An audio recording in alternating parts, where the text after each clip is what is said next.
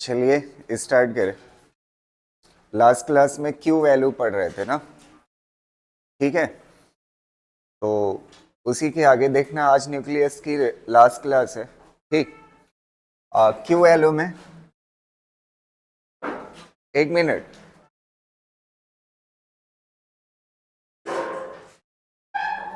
जो Q value पढ़ी थी, क्यू वैल्यू ना, इसमें मैंने आपको बताया था दो पार्ट है, समझ आ रही ना बात। एक मास के ऊपर है और दूसरा एनर्जी के ऊपर। देखिएगा, क्यू वैल्यू का कल एक पार्ट हमने कर लिया था। Q value is equal to होता है क्यू वैल्यू। अच्छा, क्यू वैल्यू कहते किसे हैं? ड्यूरिंग न्यूक्लियर रिएक्शन जो भी हीट निकलती है या एब्जॉर्ब होती है उसी को क्या बोलते हैं? क्यू वैल्यू बोलते हैं। और Q value is equal to होता था mass of reactant minus mass of product into क्या होता था? C square. ये होता था। इस पे क्वेश्चन कल कर लिए थे और मैंने आपको बताया था, मान लेते हैं ये रिएक्शन है Z और Z क्या देती है? X और क्या देती है? Y देती है ना। X और Y देती है तो ये मास ऑफ क्या कहलाएगा? Z मतलब रिएक्टेंट, और ये mass of X plus mass of Y क्या कहलाएगा? मास ऑफ प्रोडक्ट कहलाएगा। तो जनरली अगर Q वैल्यू पॉजिटिव आ रही है तो रिएक्टेंट का मास क्या है? ज्यादा, और प्रोडक्ट का मास क्या है? कम। अगर प्रोडक्ट का मास कम हो गया तो इसका मतलब कुछ हिस्सा मास जो है वो किस में कन्वर्ट हो गया? एनर्जी में कन्वर्ट हो गया। और Q की वैल्यू, अगर एनर्जी में मास कन्वर्ट हुआ प्रोडक्ट वाला तो इसका मतलब एनर्जी निकली। तो अगर एनर्जी निकली तो Q कैसा होता है? पॉजिटिव होता है। और अगर मास ऑफ रिएक्टेंट कम है और मास ऑफ प्रोडक्ट क्या है? ज्यादा है, तो मास ऑफ रिएक्टेंट अगर कम और मास ऑफ प्रोडक्ट क्या होता है? ज्यादा होता है, तो इसका मतलब इस तरफ मास की कमी है। किस तरफ? रिएक्टेंट से। मास बढ़ाने का तरीका क्या है? एनर्जी दे करके। तो एनर्जी इस तरफ लगेगी। अगर एनर्जी रिएक्टेंट साइड लगती है तो इसका मतलब क्या है? क्यू वैल्यू नेगेटिव है, एब्जॉर्प्शन होगा। क्या होगा? एब्जॉर्प्शन। ये चीज पढ़ाया था। अब देखिए, आज क्यू वैल्यू का जो फार्मूला होगा, क्यू वैल्यू का जो फार्मूला होगा वो होगा बाइंडिंग एनर्जी। बाइंडिंग एनर्जी किसकी? बाइंडिंग एनर्जी प्रोडक्ट की माइनस बाइंडिंग एनर्जी रिएक्टेंट की। रिएक्टेंट की ये होगी, इनटू सी स्क्वायर नहीं लगेगा क्योंकि ये एनर्जी ही है। समझ आ रही ना बात। अब यहां पे इंपॉर्टेंट बात ये है, इसमें क्या होता था? रिएक्टेंट पहले होता था और प्रोडक्ट का मास बाद में होता। एनर्जी जब लिखोगे तो प्रोडक्ट क्या होगा पहले और रिएक्टेंट क्या होगा बाद में। इसका रीजन समझिएगा, ध्यान से सुनना। अच्छा ये बताओ, अगर कोई न्यूक्लियस टूट रहा है तो टूटता है तो किस तरफ जाता है? स्टेबिलिटी की तरफ। किस तरफ जाता है? स्टेबिलिटी की तरफ, ताकि बाइंडिंग एनर्जी पर न्यूक्लियन क्या हो जाए? बढ़ जाए। बाइंडिंग एनर्जी पर न्यूक्लियन किसकी ज्यादा है? प्रोडक्ट की। और रिएक्टेंट की क्या है? कम है। अगर binding energy per nucleon product की ज्यादा हो गई तो इसका मतलब, बाइंडिंग एनर्जी का मतलब होता है किसी न्यूक्लियस को तोड़ने के लिए जो एनर्जी की जरूरत है। किसमें? न्यूक्लियन में। तो प्रोडक्ट को तोड़ने में ज्यादा एनर्जी लगेगी, प्रोडक्ट को तोड़ने में, और रिएक्टेंट को तोड़ने में कम। तो रिएक्टेंट कैसा था? लूजली बाउंडेड, और ये कैसा है? Tightly bound. तो अगर टाइटली बाउंडेड है, कैसा है? Tightly bounded. तो टाइटली बाउंडेड में प्रोडक्ट की एनर्जी क्या होगी? बाइंडिंग एनर्जी क्या, तोड़ने के लिए बाइंडिंग एनर्जी क्या जरूरत है? ज्यादा की। तो बाइंडिंग एनर्जी ज्यादा की जरूरत है तोड़ने के लिए, तो ये स्टेबल है ना। क्या है? स्टेबल है। तो इसकी बाइंडिंग एनर्जी ज्यादा होगी और इसकी क्या होगी? कम होगी। तब इसमें जब बाइंडिंग एनर्जी प्रोडक्ट की ज्यादा होती है और रिएक्टेंट की कम, तो इसका मतलब एनर्जी निकली है। मास के फॉर्म में उल्टा होता है। मास के फॉर्म में क्या होता है? उल्टा। मास रिएक्टेंट का क्या होता है? ज्यादा, और प्रोडक्ट का क्या होता है? कम। तो एनर्जी क्या होती है? निकलती है। और एनर्जी के केस में क्या होता है? बाइंडिंग एनर्जी किसकी ज्यादा होना चाहिए? प्रोडक्ट की। और रिएक्टेंट की क्या होनी चाहिए? कम। तब एनर्जी निकलती है। समझ आ गई ना बात? क्लियर रहेगा ना? तो बस यही चीज ध्यान रखना है, ये क्यू वैल्यू का फॉर्मूला है, आज इस पे क्वेश्चन करेंगे। और वही बात जो पिछली थी, क्यू वैल्यू अगर पॉजिटिव है तो एनर्जी निकलेगी और क्यू वैल्यू नेगेटिव है तो एनर्जी एब्जॉर्ब होगी। इस फार्मूले को लिखिए, चलिए न्यूमेरिकल करते हैं। ठीक,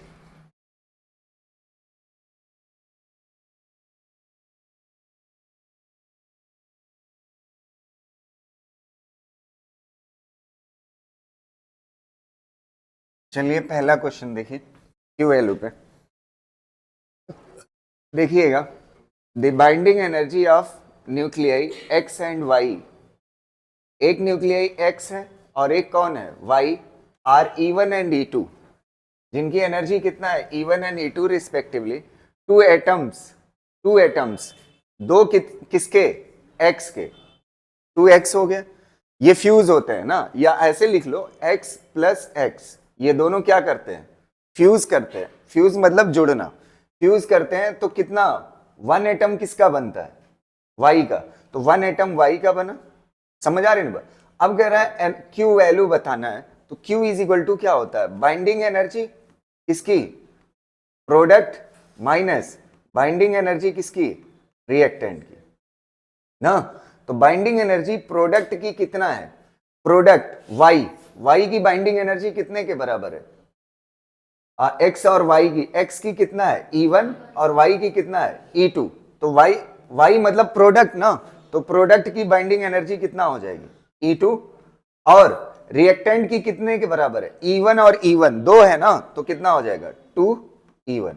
कौन सा सही हो जाएगा, Q is equal to 2E2 minus E2 - 2E1, A वाला सही। बस हो गया, एकदम सिंपल सा। समझ आया?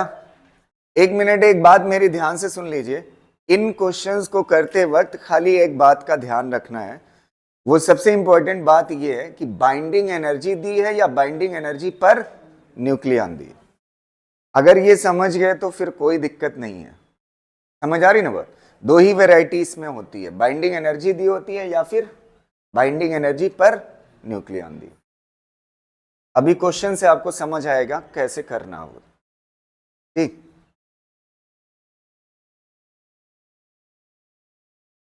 अगला क्वेश्चन करें, देखो जल्दी लिखिए।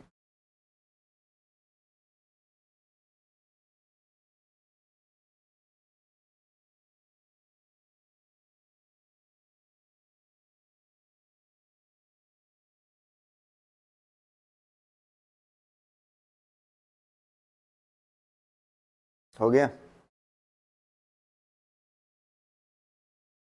देखो इस क्वेश्चन को,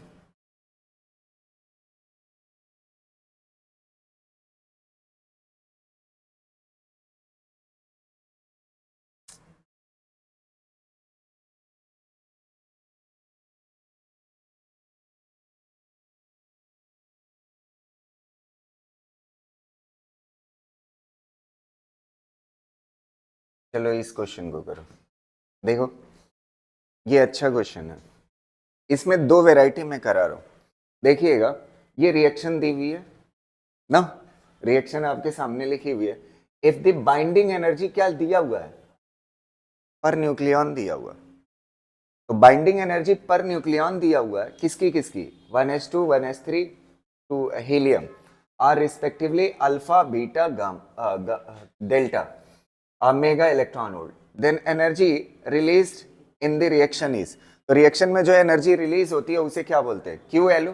और क्यू वैल्यू किसके बराबर होता है, बाइंडिंग एनर्जी किसकी, प्रोडक्ट माइनस बाइंडिंग एनर्जी किसकी, रिएक्टेंट की। ये बात क्लियर है? अब देखो सबसे पहले प्रोडक्ट में ये है ना, ये प्रोडक्ट में है दोनों ना, ये दोनों प्रोडक्ट है। तो प्रोडक्ट अगर दोनों हैं तो एक चीज आपको मैं पहले ही बता दूं, ये चीज न्यूट्रॉन है। क्या है, न्यूट्रॉन है। अगर अकेला न्यूट्रॉन है, अकेला प्रोटॉन है, इन दोनों की बाइंडिंग एनर्जी 0 होती है।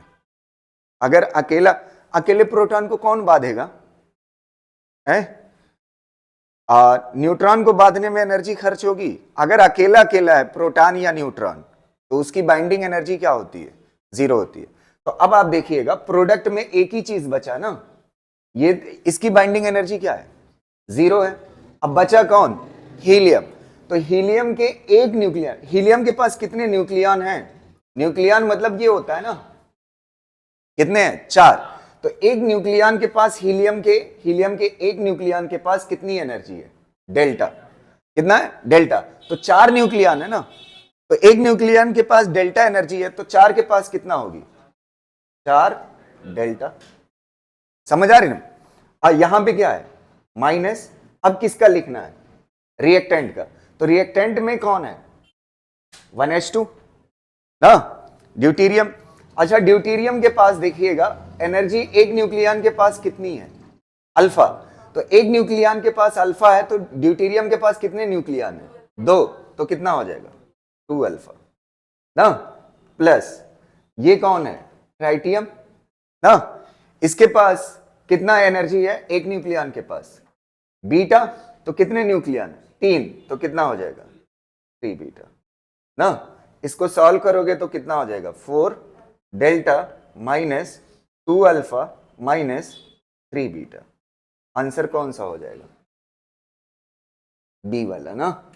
अच्छा, अगर यही क्वेश्चन, एक मिनट, अगर यही एनर्जीज अल्फा बीटा गामा ये जो दी थी ना, पर न्यूक्लियन नहीं थी, ये बाइंडिंग एनर्जी किसकी थी, ये ड्यूटीरियम, ये ट्राइटियम और ये हीलियम, ये बाइंडिंग एनर्जी थी। तो सीधा क्या हो जाता, सीधा क्या हो जाता, डेल, प्रोडक्ट क्या हो जाता, del minus alpha minus beta हो जाता, आंसर हो जाता।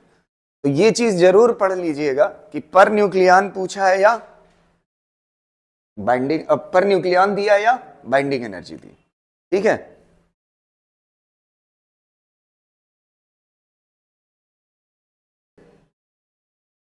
है, चलो अगला क्वेश्चन देखो।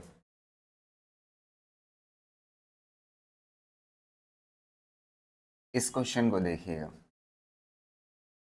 ना,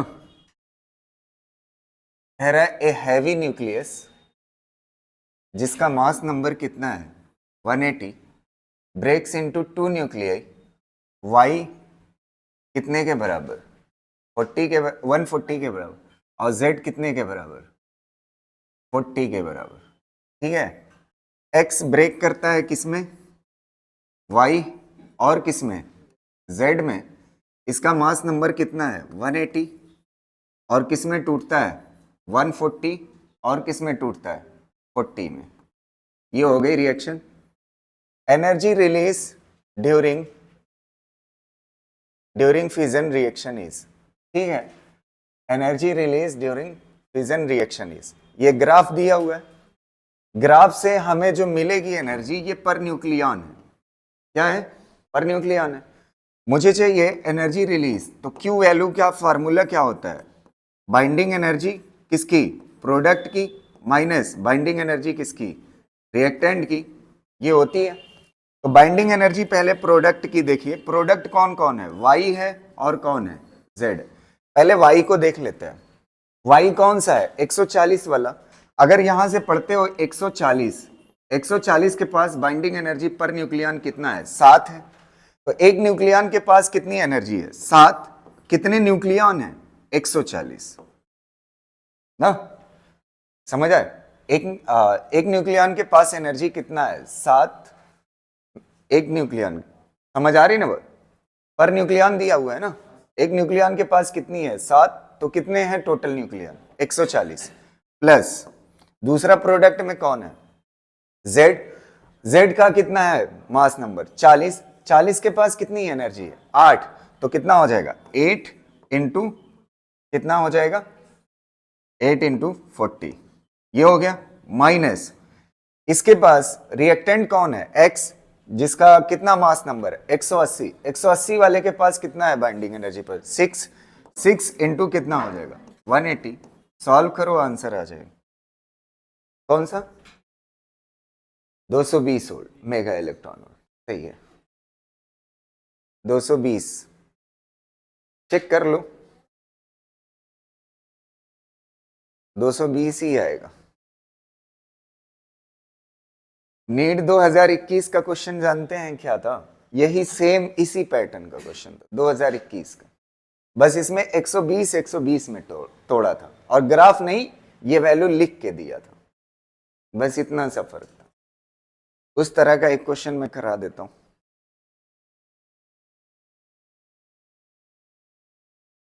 220 आया कि नहीं? 220 ही आ रहा है ना? चलो ठीक, अगला क्वेश्चन करते हैं। नेक्स्ट,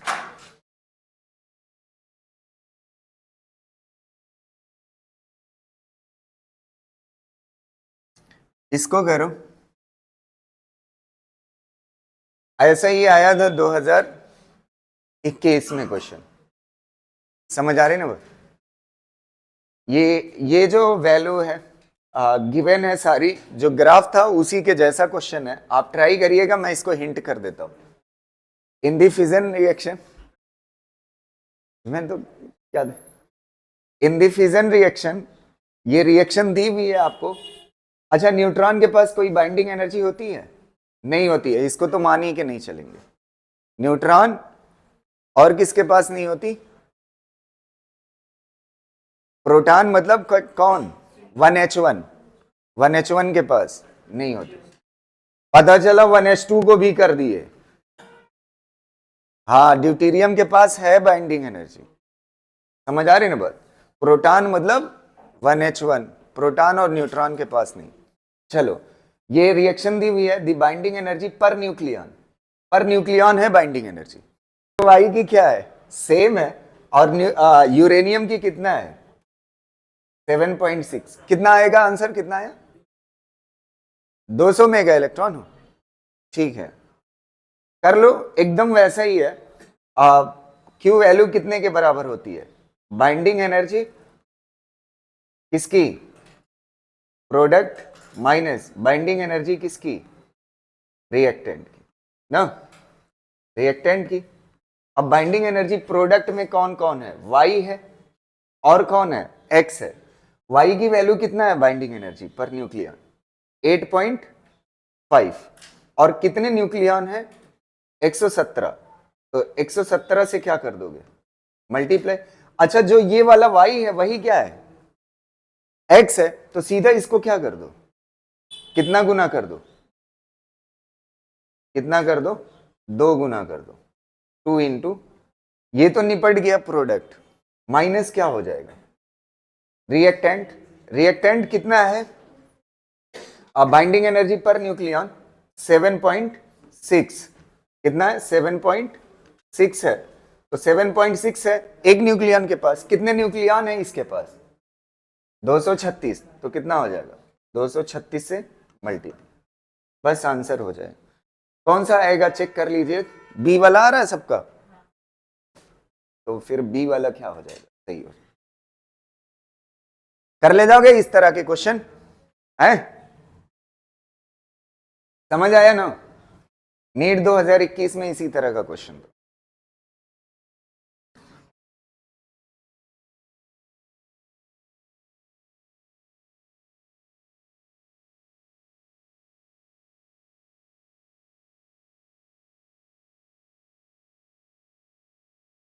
चलो अगला क्वेश्चन देखो। 1 मिनट हो गया ना? देखो next question.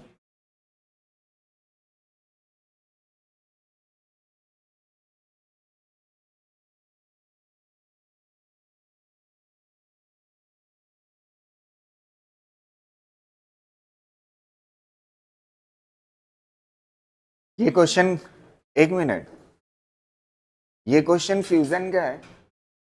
The binding energy per nucleon of deuteron और किसका दिया हुआ? हीलियम एटम आर इतना इतना respectively. If the 2 deuterium nuclei fuses to deuterium, deuterium क्या होता है? 1H2 प्लस 1H2, ये दोनों फ्यूज हो करके क्या बनाते हैं? हीलियम बनाते हैं। तो कितना हो जाएगा? 2He4। ये हो जाएगा। रिएक्शन तो लिख उठी। अब आपको बाइंडिंग एनर्जी पर न्यूक्लियन आपको दी हुई है, किसकी? किसकी? ड्यूटेरियम की और किसकी? हीलियम की कर दीजिए, क्यू वैल्यू निकालना है। क्या निकालना है? Binding energy. क्यू वैल्यू निकालना है, बाइंडिंग एनर्जी किसकी? प्रोडक्ट माइनस बाइंडिंग एनर्जी किसकी? रिएक्टेंट। निकाल दीजिए, देखिए कितना आता है। अब तो ये कर लेना चाहिए, मुझे नहीं लगता कि डिफिकल्ट है। बाइंडिंग एनर्जी प्रोडक्ट, प्रोडक्ट में कौन है? हीलियम। हीलियम की बाइंडिंग एनर्जी पर न्यूक्लियन कितना है? 7 mega electron volt. Per nucleon कितना है? 7। एक न्यूक्लियन के पास 7 मेगा इलेक्ट्रॉन वोल्ट है। हीलियम के पास कितना न्यूक्लियन है? 4। तो इनटू कितना हो जाएगा? 4। ये हो गया प्रोडक्ट का। माइनस रिएक्टेंट का, देखिएगा रिएक्टेंट का एक के लिए पहले लिखिए ना, ड्यूटेरियम है। एक न्यूक्लियन के पास कितना है? 1.1 मेगा इलेक्ट्रॉन। तो कितने न्यूक्लियन है इसके पास? 2। तो 2 से क्या हो जाएगा? मल्टीप्लाई। अच्छा, जितना ये है उतना ही इसके लिए है, तो इसको इनटू क्या कर लो? 2 कर लो, आंसर आ जाएगा। कितना आएगा बताइएगा? 23.6 मेगा इलेक्ट्रॉन। सही है, 23.6 मेगा इलेक्ट्रॉन वोल्ट। ठीक है,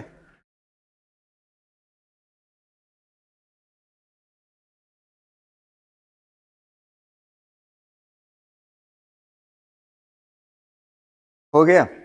एक क्वेश्चन मैं आपको होमवर्क के लिए देता हूं, आप इसको ट्राई करिएगा। ठीक है, चलो उसको मैं भेज दूंगा। इसमें है नहीं वो क्वेश्चन, है तो मिल गया, मिल गया ये वाला क्वेश्चन। ठीक है बहुत छोटा, दिखने में खाली वैसा है। यहीं पे बताइए आंसर। देखो कुछ लोग मोबाइल लेके तैयार हो गए, फोटो रख लेंगे हैं?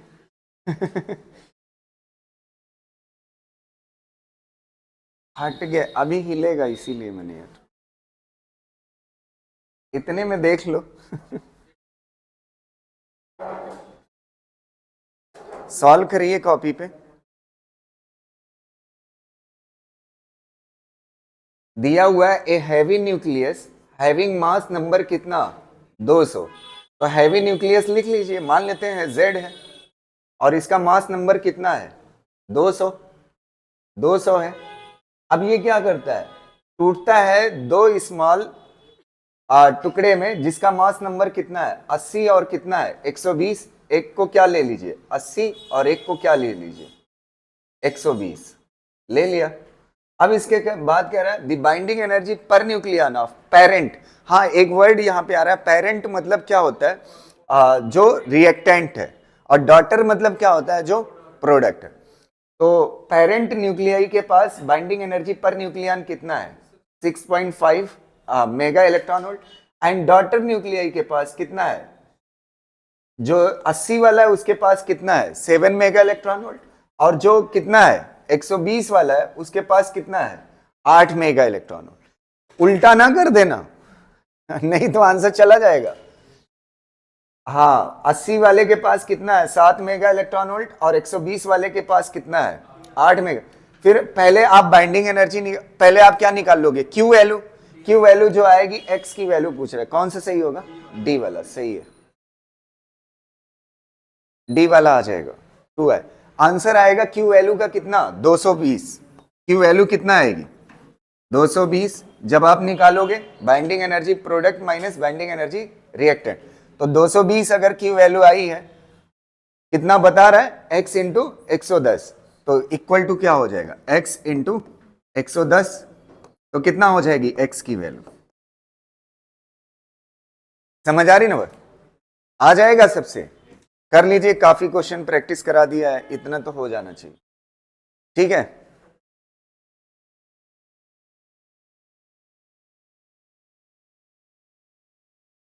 अगला देखिए। एक बच्चों वाला क्वेश्चन है, वो लिखिएगा नहीं। लिख चुके आप? हैं? लिख चुके? देखो ये बच्चों वाला क्वेश्चन है, इसमें खाली पढ़ो और बोलो कौन सा सही है। Binding energy per nucleon is maximum, कल ग्राफ पढ़ाया था, कौन सा सही हो? ना, आयरन के पास सबसे ज्यादा बाइंडिंग एनर्जी पर न्यूक्लियर, इसको लिखने की जरूरत नहीं है। ओए रुक जाओ, ये भी उसी थ्योरी का क्वेश्चन है, उसी ग्राफ का क्वेश्चन है, बताइएगा। एक मिनट, अब ग्राफ वाले क्वेश्चन चल रहे। कह रहा है nuclear forces shows saturation property. कल पढ़ाया था सेचुरेशन फोर्स क्या होता है। Saturation property, this can be explained by the fact that binding energy per nucleon versus mass number curve rises sharply with increase in mass number of low mass number. एक चीज मैं आपको बताऊं, saturation वाली property कहां से कहां तक होती थी, 30 से लेकर के 170 तक। और ये लगभग कैसी होती थी, ग्राफ कैसा होता था, कांस्टेंट होता था, सीधा होता था। तो इसमें इंक्रीज डिक्रीज की बात कर रहा है, तो पहला वाला क्या हो गया, गलत। Binding energy per nucleon versus mass number curve fall for heavier masses, इससे भी कोई लेना देना नहीं है सेचुरेशन का। हैवियर वाला अनस्टेबल होता है, समझ आ।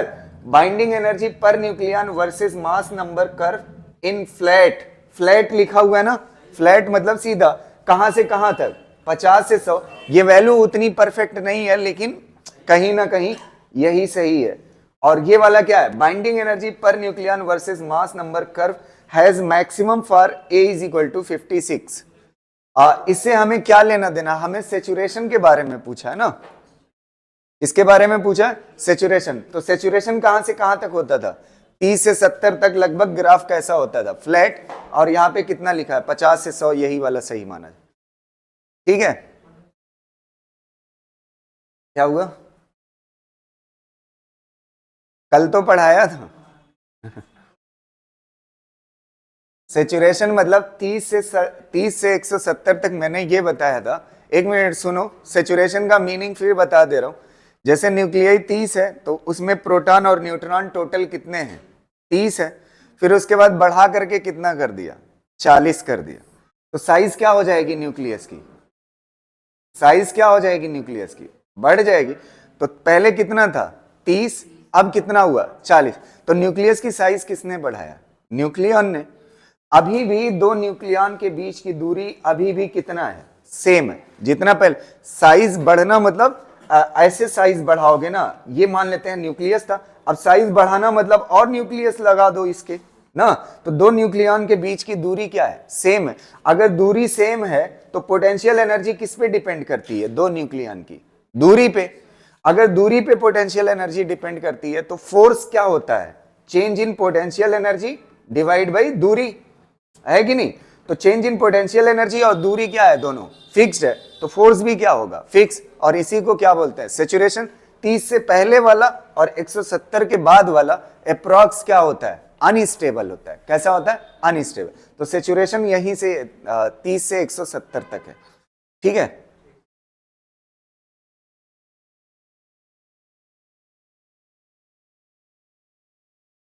अगला क्वेश्चन फिर ग्राफ पे है, ठीक है।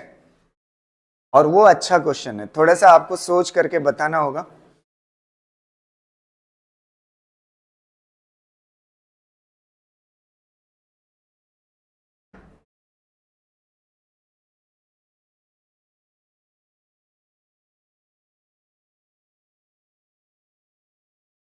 कर लिए,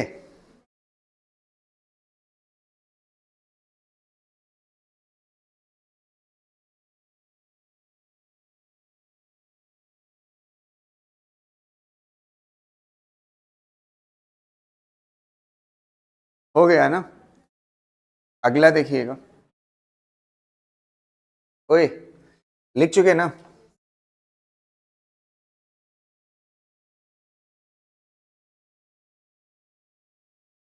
ये बाइंडिंग एनर्जी पर न्यूक्लियन है, बाइंडिंग एनर्जी पर न्यूक्लियन। और ये किस में है, मेगा इलेक्ट्रॉन वोल्ट में। और यहां पे क्या है, मास नंबर किसका, न्यूक्लियाई का। और ये ग्राफ ऐसे दिया हुआ है, ग्राफ आपको पता ही है कैसा होता है इसका, ठीक है। इसकी सबसे इंपॉर्टेंट लोकेशन है, यहाँ पे वाई है, इसी से पता चलेगा कौन सही है कौन गलत है। यहाँ पे एक्स है और यहाँ पे डब्ल्यू है ना। और यहाँ पे z है, यहाँ पे z है, ठीक। इसके सामने लिखा हुआ है 5 और इसके सामने लिखा हुआ है 7.5 और इसके ऊपर लिखा हुआ है 8 और y के सामने लिखा हुआ है 8.5 ना। अब आपसे पूछा है 1 मिनट, कौन सी रिएक्शन सही है, कौन सी रिएक्शन गलत है, इसमें से ध्यान से देखना। y टूटता है और क्या देता है, 2z। पहली चीज, 1 मिनट, y ऑलरेडी क्या है, स्टेबल है। y क्या है, स्टेबल है। जो चीज स्टेबल है वो अनस्टेबिलिटी की तरफ क्यों जाएगी, समझ आ रही ना बात। तो y नहीं टूट सकता, ये स्टेबल है। तो अगर ये स्टेबल है, मोस्ट स्टेबल है इस ग्राफ के अकॉर्डिंग, तो ये टूट नहीं सकता। टूट के अनस्टेबल थोड़ी खुद को करेगा, तो ये क्या हो जाएगा, गलत। अच्छा ये वाला देखिए, W टूटता है तो क्या क्या बनता है, Y बनता है और क्या बनता है, Z। अच्छा W टूटा, Y के पास बाइंडिंग एनर्जी ज्यादा है, तो ठीक है W टूटा Y बना, लेकिन W टूटा Z बना, उसकी बाइंडिंग एनर्जी पर न्यूक्लियन क्या होगी, कम। तो एक टुकड़े की कम, एक टुकड़े की ज्यादा, ऐसा पॉसिबल नहीं है, दोनों की क्या होना चाहिए, ज्यादा होना। तो ये भी क्या है, गलत है। अच्छा ये बताइए, W टूटता है किसमें, 2I में। अच्छा W टूटा 2I, दोनों की बाइंडिंग एनर्जी क्या है, Y और Y की ज्यादा है, तो ये वाला क्या हो जाएगा, सही। और ये X टूटता है किसमें, Y और Z में, Z की binding energy per nucleon X से क्या है, कम है, तो ये भी क्या है, गलत है। कर लीजिए, ये अच्छा क्वेश्चन है, ये भी हो गया कि नहीं है। ये देखो, ओए इसका बताओ कौन सा सही हो।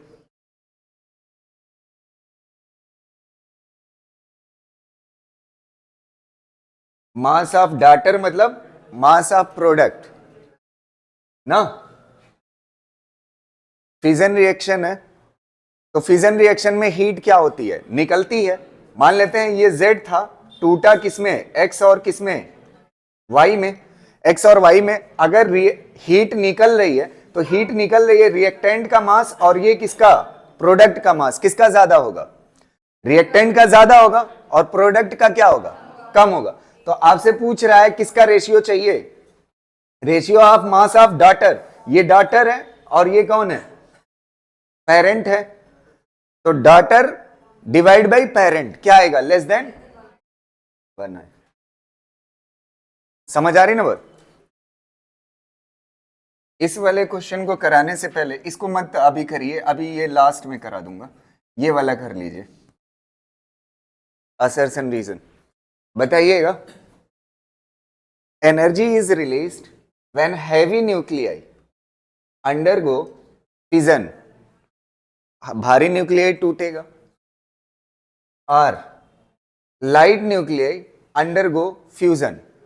चाहे फिजन हो चाहे फ्यूजन हो, दोनों में एनर्जी क्या होती है, रिलीज होती है। इसका मतलब ये बात क्या है, सही है। अगली देखिए, for heavy nuclei binding energy per nucleon is increases, binding energy per nucleon increases by increasing Z। आइए ग्राफ पे देख लेते हैं, लाइन याद रखिएगा, हैवी न्यूक्लियाई है, उसकी बाइंडिंग एनर्जी पर न्यूक्लियन बढ़ती है Z इंक्रीज करने पे। Z क्या होता है, प्रोटॉन बढ़ना। अब आप देखिए एक चीज आप समझिए, ये जो ग्राफ होता है ये कौन होता है, मास नंबर। अच्छा ये बताओ, इधर की तरफ मास नंबर क्या होगा, बढ़ेगा। मास नंबर का बढ़ना Z का बढ़ना होता है, क्या चीज बढ़ना, समझ। तो अगर हैवी न्यूक्लियाई है तो इस तरफ बढ़ेगा हैवी न्यूक्लियाई ना, इस तरफ जब हैवी न्यूक्लियाई बढ़ेगा तो बाइंडिंग एनर्जी पर न्यूक्लियन क्या हो रही है, कम हो रही। और ये क्या लिखा हुआ है, बाइंडिंग एनर्जी पर न्यूक्लियन क्या कर रही है, binding energy per nucleon increase लिखा हुआ है। होना क्या चाहिए, डिक्रीज। तो ये बात क्या हो गई, गलत हो गई। अगली लाइन भी गलत है, अगली लाइन भी गलत है। For light nuclei Z increases, light nuclei कहां पे होगा, यहां कहीं होगा लाइट न्यूक्लियाई, यहां कहीं होगा लाइटर। अच्छा लाइटर न्यूक्लियाई का Z इधर बढ़ेगा ना, मास नंबर इधर बढ़ेगा। तो मास नंबर अगर इधर बढ़ेगा या z इधर की तरफ बढ़ेगा तो बाइंडिंग एनर्जी पर न्यूक्लियन क्या हो रहा है, बढ़ रहा है। इसमें क्या लिखा हुआ है, डिक्रीज। इसमें क्या लिखा हुआ है, डिक्रीज। तो ये क्या हो जाएगा, गलत। तो असर्शन क्या है, सही है, और रीजन क्या है, गलत है, सी वाला से है। आपको वो याद रहना चाहिए ना, वो ग्राफ तो पढ़ाया है कल, ठीक है।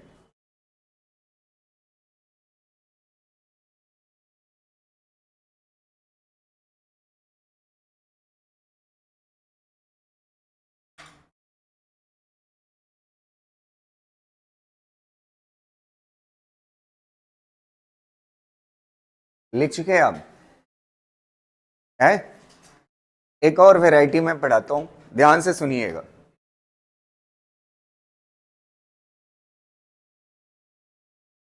एक मिनट सुनिए, ये अच्छा क्वेश्चन बन सकता है इस पे। अगर एक हैवी न्यूक्लियाई टूटता है दो लाइटर न्यूक्लियाई में, इसका मान लेते हैं नाम Z है और ये क्या है, X है, और ये कौन है, Y है। एक मिनट सुनिएगा, इनिशियली ये किस पे था, न्यूक्लियस रेस्ट पे था, तो इनिशियल मोमेंटम क्या है, जीरो। इनिशियल मोमेंटम क्या है, जीरो है। अब फाइनली ये दो टुकड़े में टूट गया, कितने में, दो टुकड़े में, तो फाइनल मोमेंटम भी क्या होना चाहिए, जीरो होना चाहिए। फाइनल मोमेंटम भी क्या होना चाहिए, जीरो। लेकिन अगर एक का मोमेंटम इस तरफ है पी वाई, और एक का मोमेंटम दूसरे का इस तरफ होना चाहिए, और ये कितने के बराबर होना चाहिए, पी एक्स। अगर ये दोनों मोमेंटम आपस में बराबर होंगे तब जाके नेट क्या आएगा, जीरो आएगा। तो इसे क्या बोलते हैं, कंजर्वेशन ऑफ मोमेंटम। मान लेते हैं इसका मास m1 है या mx है, और इसका मास क्या है, my है। तो यहां से एक चीज पता चलेगी, जितना मोमेंटम x का होगा उतना मोमेंटम y का होगा। px बराबर होगा किसके, py के। px बराबर होगा किसके, py के। अच्छा एक बात मुझे बताइए, ये तो मोमेंटम की बात हो गई, जो दो टुकड़े होंगे दोनों का मोमेंटम क्या होगा, सेम होगा। लेकिन अगर कंजर्वेशन ऑफ एनर्जी की बात की जाए ना, कंजर्वेशन ऑफ एनर्जी की बात की जाए, तो एक चीज आप समझिए, इसके पास मोमेंटम सेम है। अच्छा काइनेटिक एनर्जी का मोमेंटम से रिलेटेड कोई फार्मूला आपने सीखा है, मैकेनिक्स में कई दफा पढ़ा चुका हूं। K इज इक्वल टू क्या होता है, हाफ m v स्क्वायर। एक काम करिए, मास से मल्टीप्लाई और मास से क्या कर लीजिए, डिवाइड, कोई फर्क नहीं पड़ेगा। तो ये कितना हो जाएगा, K is equal to half m into m, क्या हो जाएगा, m square v square divide by क्या हो जाएगा, m। तो K इज इक्वल टू कितना हो जाएगा, हाफ mv क्या हो जाएगा, p स्क्वायर बाई m। अगर काइनेटिक एनर्जी पे हम जाते हैं, अगर ये पूछ ले इन दो टुकड़ों में से किसके पास काइनेटिक एनर्जी ज्यादा होगी, जिसके पास मास कम होगा उसके पास काइनेटिक एनर्जी ज्यादा होगी। तो ये दो वैरायटी के क्वेश्चन आपसे हो सकते हैं। पहला, मोमेंटम दोनों का क्या होगा, अगर लाइटर न्यूक्लियाई वो हैवी न्यूक्लियाई दो लाइटर में टूटता है तो दोनों का मोमेंटम क्या होगा, सेम। और अगर काइनेटिक एनर्जी की बात की जाए तो इन दो टुकड़ों में से किसकी काइनेटिक एनर्जी ज्यादा होगी, लाइटर की क्या होगी, ज्यादा, और हैवियर की क्या होगी, कम होगी। क्लियर रहेगा, इसको कॉपी करिए फिर क्वेश्चन करते हैं। अच्छा इतना कॉपी करिए, फिर एक बात और बताता हूं।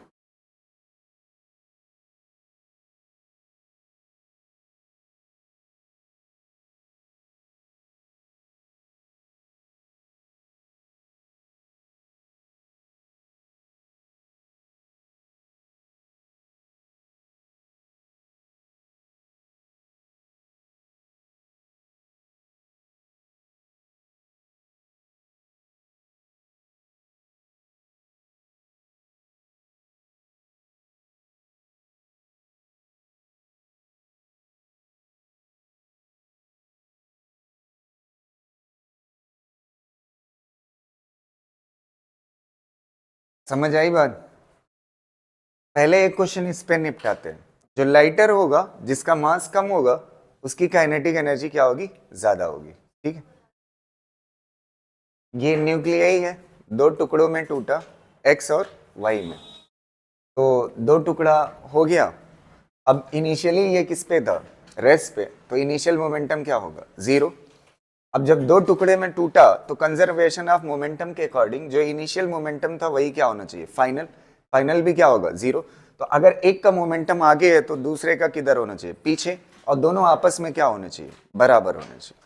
तो ये दोनों बराबर होंगे मोमेंट।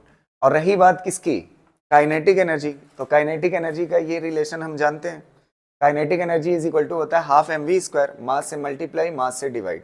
तो काइनेटिक एनर्जी का मोमेंटम के फॉर्म में आ जाए, जिसका मास कम हो, अच्छा मोमेंटम दोनों टुकड़े का क्या है, सेम है, तो जिसका मास कम होगा उसकी काइनेटिक एनर्जी ज्यादा होगी। ये हो गया। एक क्वेश्चन इसका आंसर दे दीजिए, ठीक है, बताइएगा कौन सा सही हो, ये वाला। यूरेनियम टूटता है और किसमें था, रेस्ट में। किसमें टूटता है, थोरियम और हीलियम। यूरेनियम टूटा और क्या बनाया, थोरियम, और क्या बनाया, हीलियम बनाया। ये 2 है। अच्छा आपको क्लियरली पता है, अब इसमें दिया हुआ the helium nucleus has less kinetic energy than thorium, मतलब काइनेटिक एनर्जी का कंपैरिजन है। तो इसका मास, इसमें से मास किसका ज्यादा होगा, थोरियम का। हीलियम का मास क्या होता है, कम, जिसके पास मास कम होगा उसकी काइनेटिक एनर्जी ज्यादा होगी। तो हीलियम की काइनेटिक एनर्जी ज्यादा होगी किससे, थोरियम से। तो कौन सा सही हो जाएगा, बी वाला। अब देखिए दो ऑप्शन जो अगले हैं वो मोमेंटम बेसिस पे है। The helium nucleus has less momentum, ये गलत बात है, दोनों की मोमेंटम क्या होना चाहिए, सेम होना चाहिए, तो ये गलत हो गया। और हीलियम न्यूक्लियस हैज मोर, ये भी क्या है, गलत है। कौन सा सही है, बी वाला। तो ये था किस पे, उस बात पे, काइनेटिक एनर्जी के, ठीक है।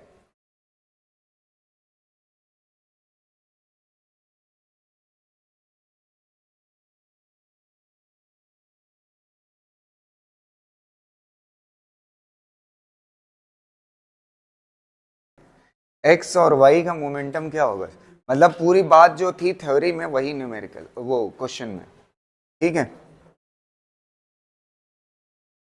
लिख चुके हैं ना। अगला क्वेश्चन, एक और वैरायटी यहीं पे मोमेंटम में पढ़ाता हूं। एक मिनट सुनिएगा, ये इंपॉर्टेंट रिलेशन है, ठीक है। एक बात बताना, इस बात को यहां पे एक्सप्लेन करते हैं। ये मोमेंटम क्या होता है, मास किसका, एक्स का, और वेलोसिटी किसकी, एक्स की। यही होता है ना मोमेंटम, मास इनटू वेलोसिटी। ये क्या हो जाएगा, मास किसका, वाई का, वेलोसिटी किसकी, वाई की। अच्छा एक बात बताओ, यहां पे एक काम करते हैं, जिसको x बोला उसको 1 ले लीजिए और जिसको y बोला उसको 2 ले लीजिए। तो ये क्या हो जाएगा, m1 v1 बराबर हो जाएगा किसके, m2 v2 के। यहां तक कोई दिक्कत नहीं ना। अब एक काम करते हैं, ध्यान से सुनिएगा, ये इंपॉर्टेंट चीज बता रहा हूं। ये मास और वेलोसिटी के फॉर्म में मोमेंटम हमने लिख लिया, ठीक है। अब देखिए इन 2 टुकड़े के पास एक चीज आपसे पूछा जा सकता है, एक रिलेशन हम पहले से पढ़ चुके हैं, और वो रिलेशन क्या था, अगर आपको याद हो, volume is directly proportional to mass number होता है। यहीं से न्यूक्लियस पढ़ाया था, volume is directly proportional to mass number, और radius is directly proportional to क्या चीज होती है, मास नंबर की पावर 1/3 ना। अब आप बताइएगा मुझे थोड़ा सा, मास को मैं डेंसिटी के फॉर्म में बदल सकता हूं कि नहीं। रो इज इक्वल टू क्या होता है, मास डिवाइड बाई वॉल्यूम। तो मास इज इक्वल टू क्या हो जाएगा, रो इनटू वॉल्यूम, लिख सकते हो। अच्छा एक बात बताओ, चाहे न्यूक्लियस एक्स का हो चाहे न्यूक्लियस वाई का हो, डेंसिटी हमेशा क्या रहती है, सेम रहती है। डेंसिटी न्यूक्लियस की कांस्टेंट रहती है, समझा। तो यहां पे मास को रिप्लेस कर सकते हो आप किससे, रो इंटू वॉल्यूम से करो। तो यहां पे रो इंटू वॉल्यूम से रिप्लेस करोगे तो ये क्या हो जाएगा, रो, और ये क्या हो जाएगा, वॉल्यूम, और ये क्या है, वेलोसिटी। तो एक काम करते हैं, थोड़ा सा इसमें फर्क लाते हैं ताकि पता तो चले, है कि नहीं। वॉल्यूम को भी मैं रिप्लेस कर सकता हूं, ध्यान से सुनना, इधर भी वॉल्यूम आएगा और इधर भी वॉल्यूम आएगा ना। अरे इधर जो M2 वाला है ये वाला, इसकी डेंसिटी कितना होगी, रो इंटू वॉल्यूम आएगा, इंटू क्या आएगा, वॉल्यूम है। डेंसिटी दोनों न्यूक्लियस की क्या है, सेम है, लेकिन वॉल्यूम क्या होगा यहाँ पे V1 और यहाँ पे क्या होगा V2। मैं देखिए वॉल्यूम को मास नंबर से हटा सकता हूं कि नहीं, वॉल्यूम डायरेक्टली प्रोपोर्शनल होता है किसके, मास नंबर। या तो आप ऐसे लिखिए वॉल्यूम इज इक्वल टू क्या होगा के ए। अच्छा दोनों तरफ इधर क्या आएगा KA1, इधर क्या आएगा KA2, के क्या हो जाएगा कैंसिल। तो इसका मतलब वॉल्यूम की जगह पे सीधा क्या पुट कर सकते हो A1, और ये क्या हो जाएगा V1, ये क्या हो जाएगा A2, और ये क्या हो जाएगा V2। रो रो क्या हो जाएगा कैंसिल। अच्छा A1 क्या है मास नंबर और A2 क्या है मास नंबर, V1 क्या है वेलोसिटी और V2 क्या है velocity. V1 divide by V2 करिए, V1 डिवाइड बाई V2 बराबर हो जाएगा किसके A2 डिवाइड बाई A1 के।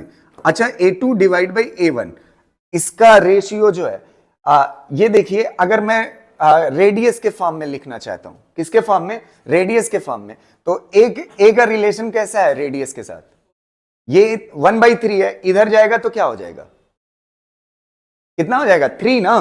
तो ये क्या हो जाएगा रेडियस 2 की पावर कितना 3 और रेडियस 1 की पावर कितना 3। ये जानते हैं ये रिलेशन बहुत इंपॉर्टेंट है, समझ। अगर नया क्वेश्चन बना तो अच्छा आ सकता है। ये जो दो टुकड़े हुए हैं ना, कितने टुकड़े, दो टुकड़े, ये उनके वेलोसिटी का रेशियो जो है मास नंबर के कैसा होता है इनवर्स होता है। और मास नंबर का रेशियो से आप क्या लिख सकते हो रेडियस का रेशियो।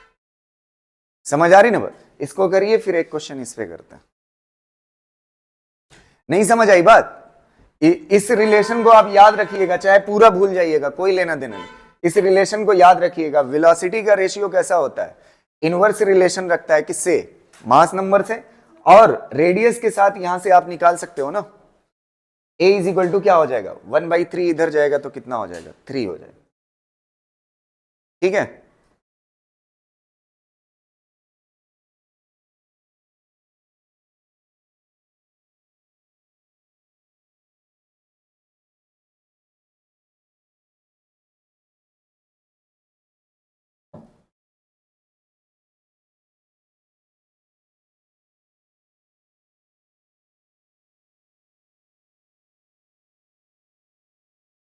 हो गया कि नहीं,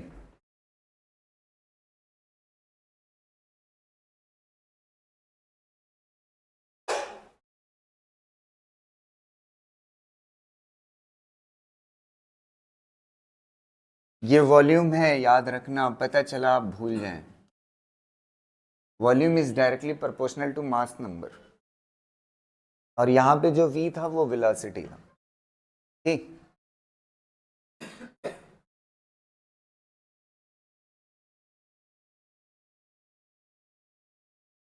ये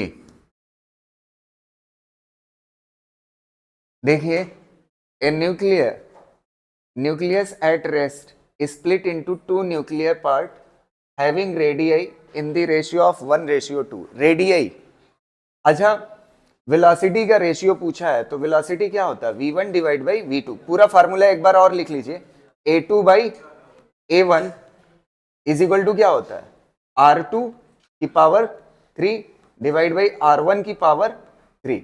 अच्छा आपको क्या दिया हुआ है किसका रेशियो, रेडियई का, किसका दिया हुआ है रेडियई का, तो R1 बाई R2 दिया हुआ है ना, क्या दिया हुआ है R1 बाई R2। आपको चाहिए क्या R2 बाई R1 चाहिए, तो आप क्या कर दोगे इसको उलट दोगे तो कितना हो जाएगा 1/2 दिया हुआ है तो कितना हो जाएगा 2/1, उल्टा चाहिए ना तो कितना हो जाएगा 3। कौन सा हो जाएगा ए वाला, आराम से, ठीक। समझ आया, देखिए कहां घुस के पूछा है क्वेश्चन, ठीक। ये देखिए जो बात मैंने अभी क्लास में बोली थी उसी पे है क्वेश्चन, बताइए इसमें दो ऑप्शन सही हो सकते हैं। Energy release in nuclear fission, nuclear fission में एनर्जी रिलीज होती है, ये बात सही है। किसकी वजह से, some mass is converted into energy, ये बात सही है। कुछ मास किस में कन्वर्ट हो जाते हैं, एनर्जी में। अगला देखिए, total binding energy of fragment मतलब प्रोडक्ट की बाइंडिंग एनर्जी मोर है। तो अगर कौन सी रिएक्शन है, फिजन है ना, तो फिजन में मान लेते हैं ये प्रोडक्ट है ना, तो प्रोडक्ट की बाइंडिंग एनर्जी क्या होती है, ज्यादा होती है।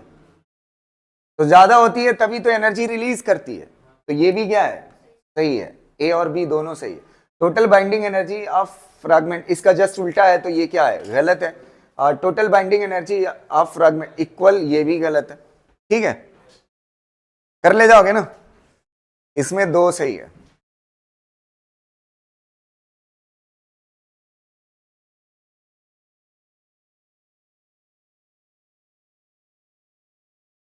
अच्छा, फ्यूजन फ्यूजन के बहुत सारे क्वेश्चन कर लिए, कम से कम इसको देख भी तो लें है कि नहीं। तो ये क्या होता है, न्यूक्लियर फिजन, जिसमें क्या होता है, हैवी न्यूक्लियस किसमें टूटता है, लाइटर में, और टोटल एनर्जी कितना निकलती है, 200 मेगा इलेक्ट्रॉन। कितना निकलती है, 200 मेगा इलेक्ट्रॉन। यूरेनियम टूटता है किसमें, बेरिलियम और क्रिप्टन में। ठीक है, क्लियर रहेगा ना, कितना निकलती है, 200 मेगा इलेक्ट्रॉन। अगला देखिएगा, ये कौन सा है, न्यूक्लियर फिजन। ये फिजन है ना, इसमें सॉरी ये कौन है, फ्यूजन। फ्यूजन में क्या होता है, दो कंबाइन होते हैं, और कंबाइन होने के बाद एनर्जी कितना निकलती है, समझ आ रही ना। तो अब आप देखिए, यहां तक क्लियर है ना, एक बार मैं फिर बता दे रहा हूं, देख लीजिए, ये फिजन है, फिजन में कितना एनर्जी निकलती है, 200 मेगा इलेक्ट्रॉन वोल्ट, जब एक हैवी न्यूक्लियस किसमें टूटता है, लाइटर में। और ये कौन सी है, फ्यूजन। फ्यूजन में क्या होता है, इतना 230, एक क्वेश्चन भी कराया था इसी पे, 230.6 मेगा इलेक्ट्रॉन वोल्ट निकलती है जब दो लाइटर न्यूक्लियस जुड़ करके हैवी न्यूक्लियस बनाते हैं। ये दोनों बातें क्लियर है। अब देखिए, न्यूक्लियर बॉम्ब दो तरह का होता है, ध्यान से सुनिएगा, न्यूक्लियर बॉम्ब ना, एक मिनट सुनना। ये न्यूक्लियर बॉम्ब जो होता है, एक होता है एटॉमिक बॉम्ब, एटम बॉम्ब, और एक होता है कौन सा, हाइड्रोजन। कौन सा होता है, हाइड्रोजन बॉम्ब ना, हाइड्रोजन बॉम्ब। ध्यान से सुनिएगा, मैं कुछ चीजें बता देता हूं, अभी एनसीईआरटी का पेज भेज दूंगा, आप देख लीजिएगा उसको। ठीक है, थ्योरेटिकल है। ये एटम बॉम्ब और ये हाइड्रोजन बॉम्ब। ये जो एटम बॉम्ब होता है, समझ आ रही ना बात, ये किससे बनता है, यूरेनियम। यूरेनियम का क्या होता है, फिजन। ये किससे बनता है, फिजन से, समझ आ रही ना बात।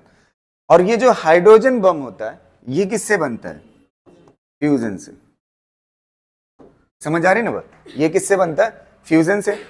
सन के अंदर यही रिएक्शन होती है, किसके अंदर, सन के अंदर।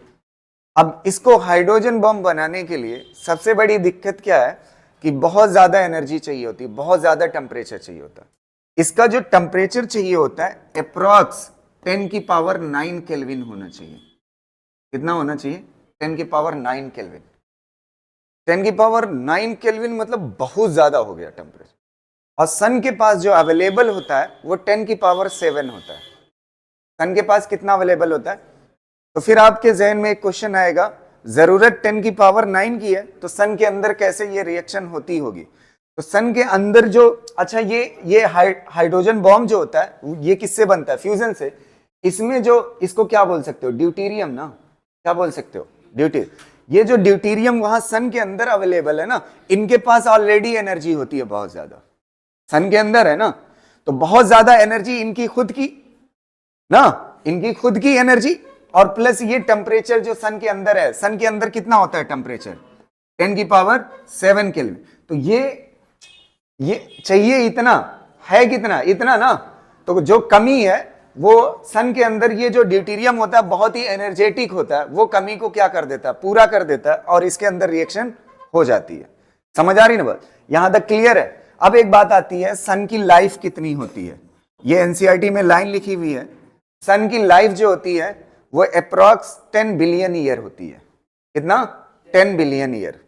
समझ आ रही ना बात, 10 बिलियन ईयर मतलब 10 की पावर 9 ईयर, इसमें से 5 बिलियन ईयर पार हो चुका है। कितना? 5 बिलियन ईयर। आने वाले 5 बिलियन ईयर तक और चलेगा, इतना हाइड्रोजन इसके अंदर अवेलेबल है। समझ आ रही ना बात? सुनो तो, उसके बाद वाली भी लाइन बता रहा हूं। जब जब इसके अंदर हाइड्रोजन खत्म हो जाएगा, तो हाइड्रोजन खत्म होने के बाद फ्यूल की बर्निंग खत्म, तो एनर्जी क्या हो जाएगी? खत्म। एनर्जी जब खत्म हो जाएगी, तो एनर्जी खत्म होने के बाद उस पर ग्रेविटेशनल फोर्स बहुत ज्यादा है, तो ग्रेविटेशनल फोर्स की वजह से ये कोलैप्स होना शुरू हो जाएगा। क्या होना शुरू हो जाएगा? कोलैप्स होना शुरू हो जाएगा। किसकी वजह से? ग्रेविटेशनल फोर्स की वजह से। जब ये लास्ट स्टेज में पहुंचेगा, उस आखिरी स्टेज का नाम, जिसका बुढ़ापा कहते हैं, है कि नहीं, खत्म होने से पहले, उसका नाम होता है रेड गिएंट। ये याद रखिएगा, एनसीईआरटी में लिखा हुआ है। क्या नाम होता है? रेड गिएंट। ये आखिरी स्टेज है सन की, इसके बाद क्या हो जाएगा? खत्म हो जाएगा। इतनी बात याद रखना है। दो बातें इसकी एनसीईआरटी में जो इंपॉर्टेंट है, एक इसकी कितने साल लाइफ है, 10 बिलियन ईयर, और दूसरी इसकी आखिरी स्टेज क्या कहलाती है? रेड गिएंट कहलाती है। समझ आ रही ना बात? ये दो बातें इससे रिलेटेड याद रखिएगा। यहां तक कोई दिक्कत? क्लियर रहेगा ना? फिजन फ्यूजन तो आप जान ही गए हो। अब एक चीज आती है, इन दोनों में से खतरनाक बॉम्ब कौन सा है? खतरनाक कौन सा होता है? हाइड्रोजन खतरनाक होता है अगर, तो हाइड्रोजन में सिर्फ इतनी एनर्जी निकल रही, और यूरेनियम वाली में 200 निकल रही। तो एनर्जी मैंने आपको बताया ना, एनर्जी पर न्यूक्लियन देखा जाता है, एनर्जी पर न्यूक्लियन। तो इससे कितनी निकली? 200। और कितना यूरेनियम यूज किए? 235। तो 235 लगभग इसको 1 से क्या आएगा? लेस देन क्या आएगा? 1 आएगा। तो less than 1 mega electron volt energy आ रही पर न्यूक्लियर। और इसमें अगर देखोगे हीलियम के पास कितना है? 4। एनर्जी कितना निकली? तो कितना पर न्यूक्लियन आएगा? 4 से डिवाइड करोगे 6 मेगा। तो ये ज्यादा डेंजरस है। ये क्या है? ज्यादा डेंजरस है। कौन? Hydrogen bomb as compare to. ये बात क्लियर हो गई? अब इसके बाद एक चीज और समझिए, 1 मिनट। ये वाली जो क्या कहते हैं, फिजन वाली रिएक्शन है, इसको हम फिजन वाली को रिएक्टर के अंदर यूज करते हैं। इसके अंदर यूज करते हैं रिएक्टर के अंदर। क्या चीज बनाने के लिए? इलेक्ट्रिसिटी। क्या चीज बनाने के लिए? इलेक्ट्रिसिटी। अब इसको समझ लीजिए कैसे इलेक्ट्रिसिटी बनती होगी, ध्यान से सुनना। ये यूरेनियम है, ये यूरेनियम है। एक लाइट, ये यूरेनियम का न्यूक्लियस है। एक लाइट न्यूट्रॉन यहां से आया, स्लो न्यूट्रॉन। ये कौन है? न्यूट्रॉन। जब न्यूट्रॉन इसके अंदर जाएगा तो इसको क्या कर देगा? क्या कर देगा? तोड़ देगा। इसको क्या कर देगा? जब न्यूट्रॉन इसके अंदर बैठेगा तो इसकी साइज बड़ी हो जाएगी ना, तो अनस्टेबिलिटी की वजह से ये क्या हो जाएगा? टूट जाएगा। तो टूटने के बाद अब देखिए यहां से 3 न्यूट्रॉन निकलेंगे। ये तो टूट गया यूरेनियम, ये यूरेनियम क्या कर गया? टूट गया। लेकिन 3 न्यूट्रॉन निकले। अच्छा, एक न्यूट्रॉन ने एक यूरेनियम को तोड़ा, एक यूरेनियम। तो अब 3 निकलेगा तो कितने को तोड़ेगा? 3 को तोड़ेगा। फिर अगले 3 से कितना निकलेगा? 9 निकलेगा। फिर वो 9 कितने को तोड़ेगा? 3 को तोड़ेगा। फिर 3 निकले। ऐसे ये चैन क्या होगी? बढ़ती जाएगी। तो ये क्या कहलाता है? बॉम्ब कहलाता है। क्या कहलाता है? बॉम्ब कहलाता है। और कौन सा बॉम्ब कहलाता है? Atom bomb. अब इसको देखिए, यहां से कितने न्यूट्रॉन निकले थे? कितने निकले थे? 3। 3 में से क्या करिए, कोई जुगाड़ करके 2 को एब्जॉर्ब कर लीजिए। 2 को क्या कर लीजिए? तो बचा कितना? फिर एक कितने को तोड़ेगा? 1 को। फिर कितना निकलेगा न्यूट्रॉन? 3। फिर 2 को एब्जॉर्ब कर लीजिए। इसको बोलते हैं कंट्रोल्ड रिएक्शन। क्या बोलते हैं? कंट्रोल। और कंट्रोल्ड रिएक्शन किसके अंदर यूज की जाती है? रिएक्टर के अंदर। समझ? और जो अनकंट्रोल्ड होता है वो क्या होता है? बॉम्ब होता है। समझ आ रही ना बात? क्लियर रहेगा? यहां तक कोई दिक्कत? ये दो थी इसकी थ्योरी, और मैंने यहां पे स्लाइड में सारी बातें लिख दी है। अब एक चीज जो 2024 में क्वेश्चन पूछ दिया था, एक इसमें प्रैक्टिस के लिए क्वेश्चन कर लीजिएगा। अब आ जाते हैं इस पे 2000। तो यहां तक क्लियर है? चलिए, अब थोड़ा सा ये जो क्वेश्चन है ना, लास्ट ईयर 2024 में पूछ दिया था, ठीक है। ये किस पे बेस्ड है? रेडियो एक्टिव डीके के ऊपर है। किस पे? रेडियो एक्टिव डीके के ऊपर। तो मैं थोड़ा सा यहाँ पे साइड में समझा देता हूँ, ध्यान से सुनिएगा, फिर उसके बाद इस क्वेश्चन को करा देता हूँ ना। बहुत थोड़ा सा एनसीईआरटी में इसके बारे में लिखा हुआ है, तो जितना लिखा हुआ है वो मैं एक्सप्लेन कर देता हूँ। ठीक, देखिए सबसे पहले रेडियो एक्टिव डीके क्या होता है? रेडियो एक्टिव डीके, ध्यान से सुनना, रेडियो एक्टिव डीके, ठीक है। न्यूक्लियस 30 से कम वाला या 170 से ज्यादा वाला कैसा होता है? अनस्टेबल। क्या? अनस्टेबल। तो unstable nucleus, unstable nucleus, unstable nucleus, unstable nucleus, nucleus किस तरफ जाने लगे? स्टेबिलिटी की तरफ। अनस्टेबल न्यूक्लियस किस तरफ जाने लगे? स्टेबिलिटी की तरफ।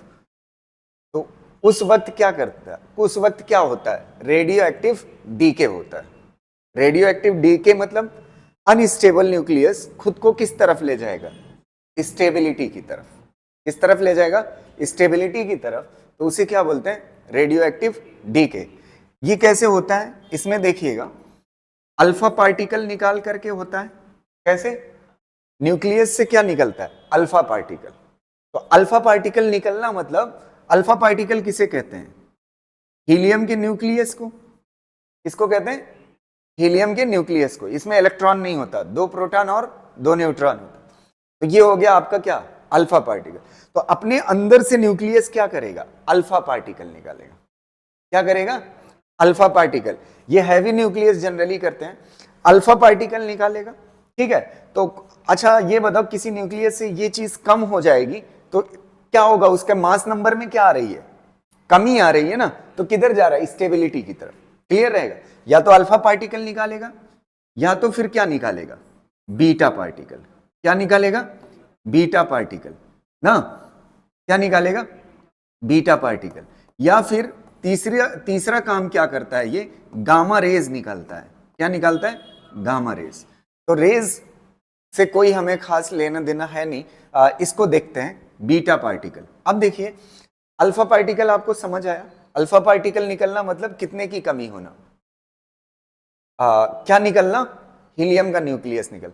बीटा पार्टिकल 2 तरह से हो सकता है। कितने तरह से? 2 तरह से। पहला बीटा माइनस और दूसरा क्या हो सकता है? बीटा प्लस ना। अब देखो, इस बीटा माइनस को बोलते हैं इलेक्ट्रॉन। क्या बोलते हैं? इलेक्ट्रॉन। और इसको ऐसे भी दिखाया जा सकता है, ई माइनस। ऐसे नहीं, इस तरह से लिख लो, -1 या फिर 0। बीटा माइनस मतलब क्या निकलना? इलेक्ट्रॉन। और बीटा प्लस मतलब ऐसे लिखा जाता है, +1 और यहां पे क्या होता है? 0। इसे बोलते हैं पॉजिट्रॉन। क्या बोलते हैं? पॉजिट्रॉन। तो बीटा माइनस मतलब क्या चीज? इलेक्ट्रॉन। और इसको क्या बोलते हैं? पॉजिट्रॉन। क्या बोलते हैं? पॉजिट्रॉन। पॉजिट्रॉन देखना, पॉजिट्रॉन का चार्ज देखना, पॉजिट्रॉन का चार्ज एकदम कैसा होता है? इलेक्ट्रॉन के जैसा। बस ये पॉजिटिव नेचर का होता है।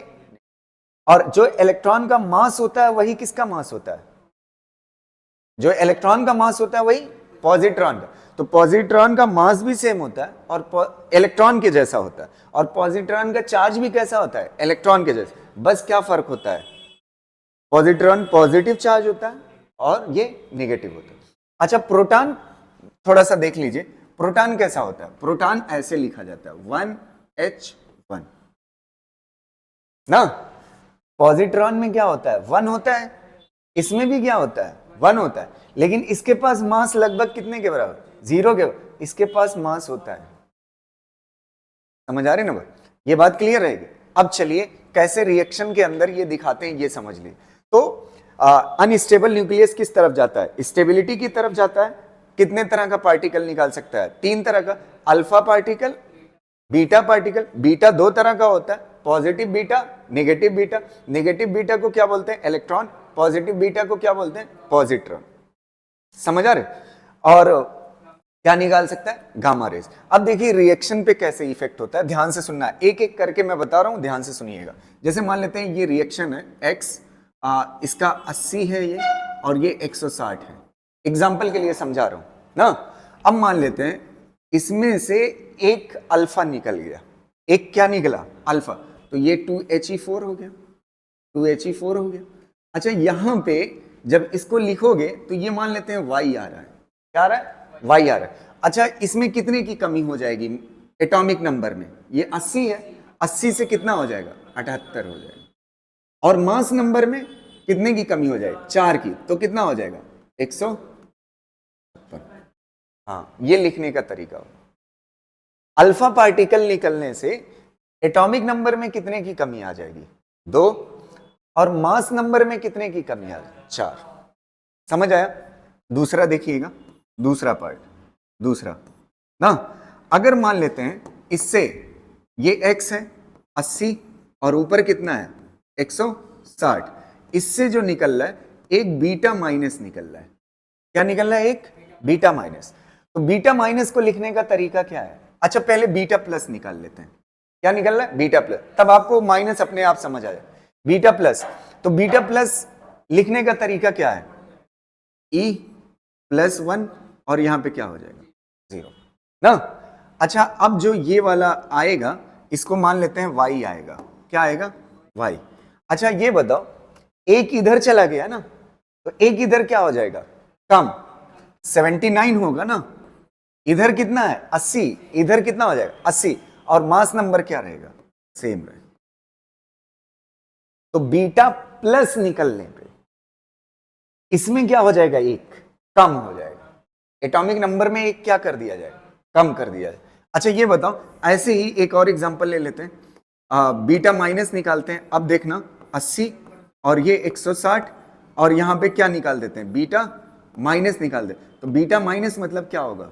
-1। यहां पे क्या होगा? 0। और यहां पे y अब लिखोगे प्रोडक्ट, तो ये कितना हो जाएगा? एक क्या हो जाएगा? जब प्लस था तो एक कम हुआ था, और जब माइनस है तो एक क्या हो जाएगा? बढ़ जाएगा। तो क्या हो जाएगा? 81। और ये कितना रहेगा? 160 ही। तो बीटा के निकलने से मास नंबर पे कोई फर्क नहीं पड़ता। अगर बीटा प्लस निकलेगा तो एटॉमिक नंबर एक क्या हो जाएगा? कम। और अगर बीटा माइनस निकलेगा तो एक क्या हो जाएगा? बढ़ जाएगा ना। अब देखिए थ्योरेटिकल आंसर, एक और लॉजिक समझिएगा ध्यान से। अच्छा, ये बताओ, ये वाली चीज क्या कहलाती है? ये वाली चीज क्या कहलाती है? Atomic number. और यही नंबर ऑफ क्या होता है? प्रोटॉन न्यूक्लियस के अंदर। अच्छा, एक प्रोटॉन क्या हो गया बीटा प्लस के निकलने से? एक प्रोटॉन कम हो गया ना। एक प्रोटॉन क्या हो गया? कम। प्रोटॉन कम हुआ तो किसमें कन्वर्ट हुआ? न्यूट्रॉन में। तो प्रोटॉन किसमें कन्वर्ट हो गया? तो बीटा प्लस डीके में प्रोटॉन कन्वर्ट हो जाता है किसमें? न्यूट्रॉन। अच्छा, इसमें क्या हुआ? एक बढ़ गया ना, एटॉमिक नंबर एक बढ़ गया। एटॉमिक नंबर बढ़ना मतलब प्रोटॉन बढ़, तो प्रोटॉन बढ़ गया। अच्छा, इसमें क्या हुआ था? प्रोटॉन कन्वर्ट हुआ था किसमें? न्यूट्रॉन में, तो कम हुआ था। इसमें उल्टा हो गया, बढ़ गया। तो न्यूट्रॉन किसमें कन्वर्ट हुआ? प्रोटॉन में। तो बीटा प्लस में क्या होता है? बीटा प्लस में क्या होता है? प्रोटॉन कन्वर्ट होता है किसमें? न्यूट्रॉन में। और बीटा माइनस में क्या होता है? न्यूट्रॉन से क्या बन जाता है? प्रोटॉन बन जाता है। नहीं समझ आई बात? क्लियर है? अब इस क्वेश्चन को देखिए 2020 के, वो 2020 कह रहा हूं, 2024 के लास्ट ईयर। ध्यान से देखना, ये कितना है? 82। ये कितना है? 290। अल्फा निकला तो कितना हो जाएगा? 2 कम 80 और इसमें 4 कम, तो कितना? 286 ना।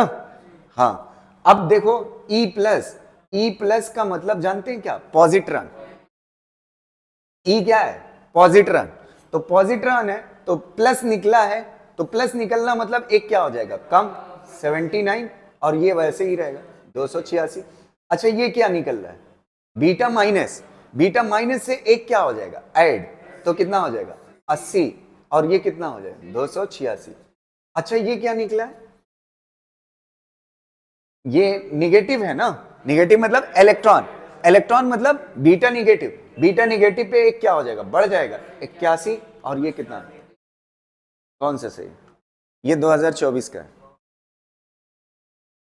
समझ आई बात? क्लियर रहेगा? एक बार मेरे साथ दोहरा लीजिए। अगर हीलियम निकलता है, अगर हीलियम निकलता है डीके में, हीलियम निकलता है तो एटॉमिक नंबर में कितने की कमी? 2। और मास नंबर में कितने की? 4। अगर बीटा पॉजिटिव निकलता है तो एटॉमिक नंबर में एक क्या हो जाएगा, कम, और मास नंबर वही रहेगा। और अगर बीटा निगेटिव निकलता है तो एटॉमिक नंबर में एक जुड़ जाएगा और मास नंबर वही रहेगा। क्लियर रहेगा ना? और एक बात याद रखना, बीटा पॉजिटिव में क्या होता है, प्रोटॉन किस में कन्वर्ट हो जाता है, न्यूट्रॉन, और इसमें न्यूट्रॉन कन्वर्ट होके क्या बन जाता है, प्रोटॉन बन। क्लियर रहेगा? चलिए एक क्वेश्चन और अपनी तरफ से मैं करा देता हूं, इसमें बताइए। ये क्वेश्चन क्लियर रहेगा ना? इसको देखिए, ये न्यूक्लियस है, क्या क्या निकल रहा है, एक अल्फा निकाल दो, एन एक्स एम है ना, एक अल्फा निकालो। अल्फा निकालोगे तो इसमें क्या हो जाएगा, मान लेते हैं वाई बन गया, इसमें क्या हो जाएगा, कितने की कमी, n माइनस 2, और ऊपर क्या हो जाएगा, m माइनस 4 ना। अब क्या निकल रहा है, पहले एक बीटा माइनस निकालो, एक बीटा माइनस निकालो तो कितना हो जाएगा, एक बीटा माइनस अगर निकालोगे तो बीटा माइनस से एक ऐड हो जाएगा तो कितना हो जाएगा, n माइनस 1। अरे एक ऐड होगा, बीटा माइनस निकल रहा है, माइनस निकलने पे एक यहां पे क्या होगा, एक ऐड होगा तो -2 + 1 कितना हो जाएगा, n माइनस 1, और ये क्या हो गया, मान लेते हैं z, और ये m माइनस 4 ना। फिर एक बीटा निकाल दो तो एक और ऐड हो जाएगा तो कितना बचेगा, n z, और कितना हो जाएगा, m माइनस, कौन सा सही हो जाएगा, समझ आ रहे हैं? क्लियर? ठीक है, ये ऑप्शन में मुझे थोड़ा सा वैसा लग रहा है, खैर समझ गए ना आप, है? ठीक है, चलिए यहां तक क्लियर है।